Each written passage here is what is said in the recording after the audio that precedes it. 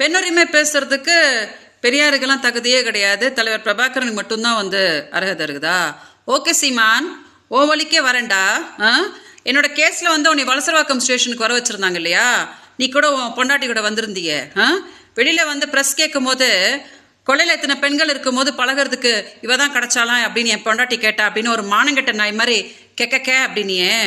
இந்த மாதிரி ஒரு பெண்ணோட வாழ்க்கையை சீரழிச்சுட்டு இந்த மாதிரி ஒரு கேடுகட்ட பதிலை சொல்லு அப்படின்னு தலைவர் பிரபாகரன் உனக்கு சொன்னாங்களாடா? நீயே ஒரு சொறி நாயி, உன்னைய வந்து என்னை தொட விட்டது நான் பண்ண பெரிய தப்பு. இதில் வந்து உன் பொண்டாட்டி பெரிய ஐஸ்வர்யா ராய் அவள் கேட்டாலாம், அதை வந்து நீ சொல்லி என்னை வந்து மானத்தை வாங்கினியே. இப்படி தான் வந்து பண்ண சொல்லி தலைவர் பிரபாகரன் சொன்னாங்களா? அவர் என்ன சொன்ன இன்னைக்கு பெரியார் என்ன சொன்ன? நான் இருக்கும்போது என் பொண்டாட்டி இன்னொருத்தி கூட போகிறதோ தப்பு இல்லை அப்படின்னு பெரியார் சொன்னா. அப்படின்னா நீ வந்து தலைவர் பிரபாகரோட பையனா, உன் பொண்டாட்டி வந்து மருமக தானடா?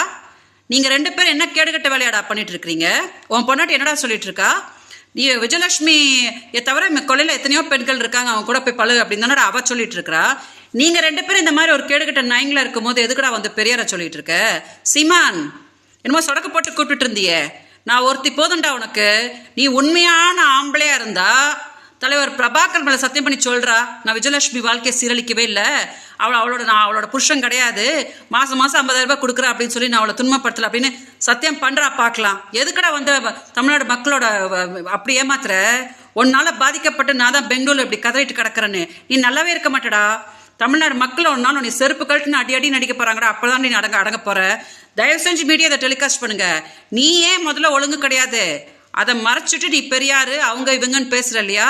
அதுக்கு செருப்பால அடிதான் நீ வாங்க போற சீமான். கண்டிப்பா இது நடக்க போகுது.